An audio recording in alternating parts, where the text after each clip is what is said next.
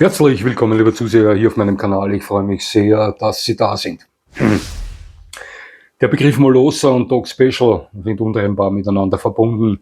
Das ist für die meisten von Ihnen nichts Neues, aber für einige vielleicht schon. Kann sein. Ich weiß es zwar nicht genau, aber ich denke, die Beiträge mit Themen zu dieser Hundekategorie führen die Anzahl betreffend meinen Kanal an. Ich bin mir da fast ganz sicher. Das sind nun mal tolle Hunde. Ist so. Wenn Sie, so wie sehr viele Zuseher von Dog Special und ich selbst Fan dieser beeindruckenden Hunde sind, dann habe ich heute einen besonderen Leckerbissen für Sie. Also, bis gleich.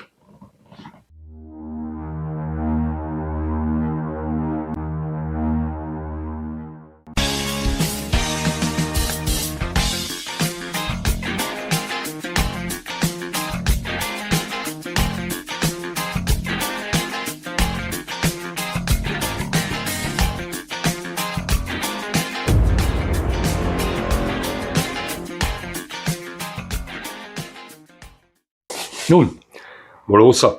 Weshalb nennt man diese Hunde so? Die Molosser waren ein kriegerischer und sehr bedeutender antiker griechischer Stamm, der in der Region Epirus im Nordwesten Griechenlands beheimatet war.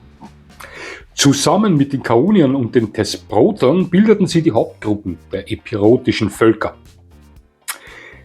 Die Molosser-Könige herrschten über weite Teile des Epirus, und zwar etwa vom 5. bis zum 3. Jahrhundert vor Christus.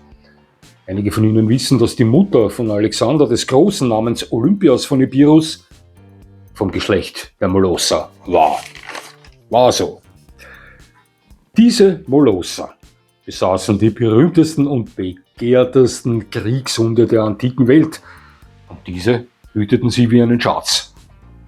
Es kam zwar vor, dass die Rüden als kostbares königliches Geschenk weitergegeben wurden, doch das Recht auf Reinzucht hatten ausnahmslos die Molosser selbst. Heute ist es nicht möglich zu bestimmen, welche Hunderassen den größten Blutanteil dieser antiken Kriegshunde vorweisen. Ja, hierzu existieren nur Spekulationen. Auch von meiner Seite tun sie das, aber dazu gleich mehr. Nun, der Begriff Molosser in Bezug zu großen, doggenartigen Hunden geht also auf die Antike zurück und hat sich offiziell in der Welt der Kynologie verankert. Und zwar ziemlich fest. Selbst in der Gruppe 2 der FCI hat er das. Doch auch die Hunde dieses griechischen Königsgeschlecht müssen ja irgendwo hergekommen sein. Die sind ja nicht vom Himmel gefallen. Ja, und hier geht man davon aus, dass die großen assyrischen Kriegshunde über den Handel mit den Phöniziern nach Griechenland gelangten und den Grundstein für die Kriegshundezucht der Molosser legten. Die Assyrer wiederum erhielten riesige Kriegshunde von den Phöniziern, welche diese beim Handel von Luxusgütern mit den Indern erwarben. Weshalb ich der Meinung bin, dass der indische Bully Kutter einen extrem heißen Kandidaten auf den Ursprung dieser Hundekategorie darstellt. Pure Spekulation, aber eine gute, denn ich sage Ihnen was. Hier herrschen ja viele Meinungsverschiedenheiten zur Rasse Bully Kutter vor. So meinen die einen, diesen Hund gibt es in dieser Form erst seit dem 16. Jahrhundert, während andere voll überzeugt behaupten, der Bully Kutter in dieser Form ist ein Hund, den es schon seit tausenden Jahren gibt. Ja, zurück. Im Jahre 168 vor Christus schlugen die Römer das Geschlecht der Molosser endgültig nach einem Konflikt, der etwa 112 Jahre lang dauerte. Aufzeichnungen berichten darüber, dass die Römer von den griechischen Hunden fasziniert waren und sie in ihr eigenes Militärprogramm aufnahmen. Ja, wir wissen, die Römer waren dafür bekannt, Effektivität anderer Völker zu übernehmen und auf römische Art zu verfeinern. Das taten sie auch mit den Hunden der Molosser, indem sie diese mit eigenen Hunden kreuzten. 55 vor Christus landeten die Römer unter Caesar auf der britischen Insel und mussten erkennen, dass die Hunde der Kelten ihren eigenen überlegen waren. Caesar ließ viele dieser erbeuteten keltischen Kriegshunde nach Rom bringen. Das ist belegt. Dort wurden sie für grausame Spiele in den Arenen missbraucht, gleichzeitig aber auch in das Kriegshundezuchtprogramm der Legion aufgenommen. Der Begriff Canis pugnax ist heute recht bekannt, oder? Ja. Das bedeutet nichts anderes als kämpferischer oder streitbarer Hund und gilt als Bezeichnung für einen römischen Kriegshund, welcher sich als Typ recht lange Zeit gehalten hat. Man kann davon ausgehen, dass diese Hunde die grob erklärten Mixe aus griechischen Molosserhunden, römischen Hunden und keltischen Kriegshunden darstellten, kein einheitliches Aussehen vorwiesen. Es ist sehr wahrscheinlich, dass sich dieser Typ anatomisch anhand seiner Aufgaben unterschied. Größere, schwerere und stärkere Hunde für die Arenen oder als Wächter für Besitztümer reicher Römer, kleinere, leichtere und leistungsfähigere Hunde für die Legion, dazu fähig, lange Märsche zu absolvieren, zu jagen, aber auch Legionslager zu bewachen und bei Bedarf im Kampf gegen den Feind vorzugehen.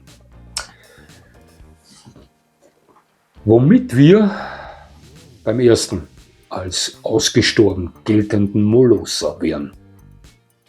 Denn als das Imperium Romanum zusammenbrach,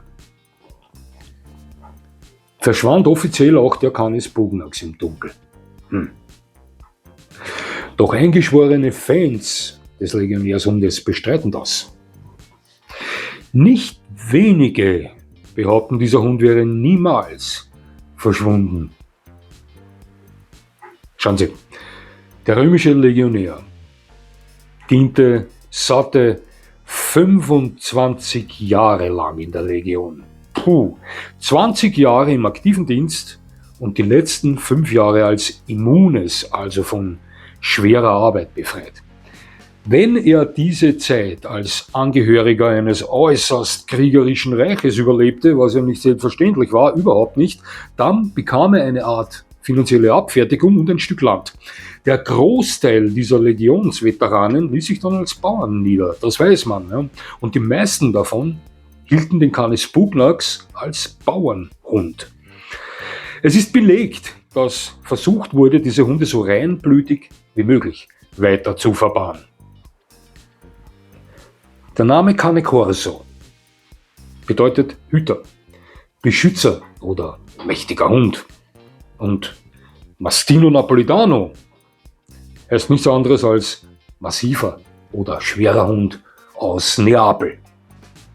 Und genau diese beiden heute weltweit bekannten Hunderassen sind nichts anderes als zwei verschiedene Typen des ursprünglichen italienischen Bauernhundes, der wiederum den echten Canis pugnax dargestellt haben soll. Ich möchte Ihnen gerne einige alte Bilder dieser Bauernhunde zeigen. Wunderschöne, klar erkennbar leistungsfähige Molosser sind das, die hier zu sehen sind, oder? Ja, weit entfernt von den Masse- und Faltenkarikaturen, wie man sie heute überall auf Ausstellungen antrifft. Ja. Ist der Canis pugnax also wirklich ausgestorben? Das können Sie halten, wie Sie wollen. Für mich lebt er in den leichteren Cane Corsos mit vernünftiger Fanglänge zu 100% weiter. So viel zum Canis pugnax. Doch selbstverständlich fanden Nachkommen der antiken dogenartigen Kriegshunde ihre Plätze auch bei anderen Völkern wie bei den Römern. Aber das ist alles ein kynologischer Irrgarten. Ja? Völlig unmöglich, das Ganze mit einer Geraden zu erklären, so wie es häufig versucht wird, aber das geht nicht. Ja. In manchen Kulturen entwickelten sich vor langer Zeit aus diesen Hunden Herdenschutzhunde, in anderen weit später beliebte Großwildjagdhunde, womit wir beim Allhound angekommen sind. Dieser heute ausgestorbene Saupacker-Hundetyp wird gerne auf den Stamm der Alanen zurückgehend erklärt. Doch liebe Zuseher, auch hier handelt es sich nur um Spekulationen, nicht um mehr. Optisch war dieser im Mittelalter weit verbreitete Hund ganz klar den dogenartigen Hunden, den Hunden vom Typ Molosser, zuzuordnen. Und man ist sich ziemlich sicher, dass diese Hunde auf die antiken Kriegshunde zurückgehen. Ne? Die Alaunten wurden für verschiedene Aufgaben herangezogen. So dienten sie je nach Typus entweder als Packer für die Wildschwein, Hirsch oder Bärenjagd, kamen aber auch als Helfer des Metzgers oder als Kriegshunde zum Einsatz. Es ist aber ein Irrtum zu glauben, dass der Alano Español, welcher nebenbei bemerkt ein herrlicher Hund ist, und der Alaund ein und derselbe Hund sind. Der Alano Español, so wie Sie ihn heute erwerben können, ist eine Rebzüchtung von Hunden, die von Alaunden abstammen. Und das ist Fakt, lieber Zuseher. Da wird häufig darüber gestritten. Ganz speziell eingeschworene Alano-Fans bestreiten das. Hier sollte man am Boden bleiben. Ja? Viele Hunde stammen von den Alaunden ab. Und ob Sie es glauben oder nicht, der English Bulldog, der English Bulldog geht direkt auf den Alaund zurück. Ja. Durchaus auch der Mastiff trägt viel Alaundblut in sich, der Alano sowieso, der Presa Canario und viele andere Molosserrassen wie Fila Brasileiro, Bordeaux Dogge und Co. Die weisen alle hohen Blutgehalt des Alaunden auf. Die deutsche Dogge geht auf die mittelalterlichen Alaunden zurück und so weiter. Der Brabanter und Danziger Bullen- und Bärenbeißer, der ebenfalls als ausgestorben gilt, geht direkt auf den Alaund zurück. Und aus diesen beiden Molossern entstand unter anderem der tolle deutsche Boxer, wie man weiß. Ist der Alaund also ausgestorben? Meiner Meinung nach ist er es nicht, denn er lebt in anderen Rassen weiter.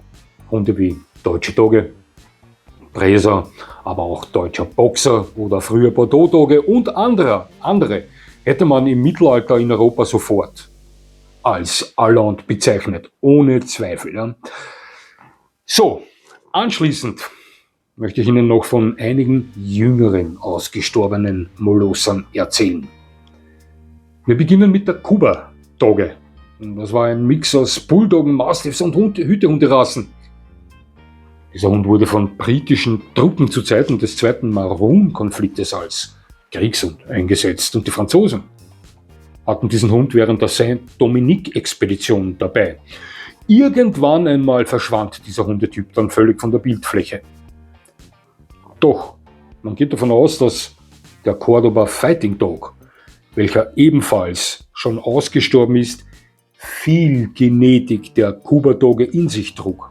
Die Cordoba-Dogge, also der Cordoba Fighting Dog wiederum, stellte die Basis für die Erschaffung des herrlichen Dogo Argentinos dar, wie man weiß. Auf der Azoreninsel Terceira lebte der Terceira Mastiff, heutzutage ausgestorben. 1960 wurde versucht, diesen Hund mit Unterstützung der portugiesischen Regierung wiederzubeleben. Doch aufgrund von Meinungsverschiedenheiten scheiterte dieses Projekt leider. Aber der Caufila de São Miguel, toller Hund, der soll direkt auf den Terceira Mastiff zurückgehen. Hörten Sie schon mal vom belgischen Mastiff? Ein starker, leistungsfähiger, schöner Arbeitsmolosser, dessen Originalnamen ich nicht imstande bin auszusprechen. Tut mir leid. Dieser Hund wurde als Zughund eingesetzt und war ein höchst zuverlässiger und gefragter Wach- und Schutzhund. Auch das Militär stützte sich auf die Qualitäten dieser Rasse. Doch nach dem Ersten Weltkrieg begann der Niedergang dieser Hunde. Der letzte reinrassige belgische Mastiff soll um 1970 herum gestorben sein. Doch aufgepasst! Aktuell wird in Belgien versucht, diese Rasse wiederzubeleben. Man darf sich darauf freuen, möchte ich meinen. Liebe Zuseher, der Begriff ausgestorben ist schnell mal gesagt. Bei Hunden wie dem belgischen Mastiff, der schon 1899 nach strengem Rassestandard gezüchtet wurde, mag das zutreffen. Bei anderen weniger. Und weder die antiken Kriegshunde noch die Alaunden wurden strikt nach Kriterien eines Standards gezüchtet. Klare Sache. Hier wurde der Fokus nur auf charakterliche und anatomische Eignung gelegt und somit klarerweise Hunde erschaffen, welche sich aufgabenbedingt ähnelten. Ja, aber selten wie exakte Kopien voneinander aussahen, so wie das bei heutigen Rassehunden der Fall ist. Ist schon etwas Unterschied. Sie können davon ausgehen, dass ein Mix aus Dogo Argentino und Greyhound der Optik des typischen Arlanten im Mittelalter gefährlich nahe kommt. Da bin ich mir ganz sicher. Oder dass der Presa Canario, wie er heute dasteht, zu früheren Zeiten ohne zu zögern als Bullen oder Bärenbeißer betitelt worden wäre, ganz sicher. Und ich bin mir ebenfalls ganz sicher, dass der eine oder andere moderne Cane Corso optisch nicht aus den Reihen der antiken Legionärshunde hervorgestochen wäre. Ganz sicher nicht. Streng genommen sind diese Hunde ausgestorben, ja. In der Praxis aber leben die meisten davon noch heute unter anderem Namen weiter. So sehe ich das. Ich hoffe, ich konnte Ihnen ein halbwegs interessantes Video schenken. Es hat mich sehr gefreut, dass Sie mir zugesehen haben. Ich würde mich natürlich freuen, wenn Sie mir weiterhin zusehen. Und jetzt wünsche ich Ihnen noch einen schönen Tag. Und das war's schon wieder.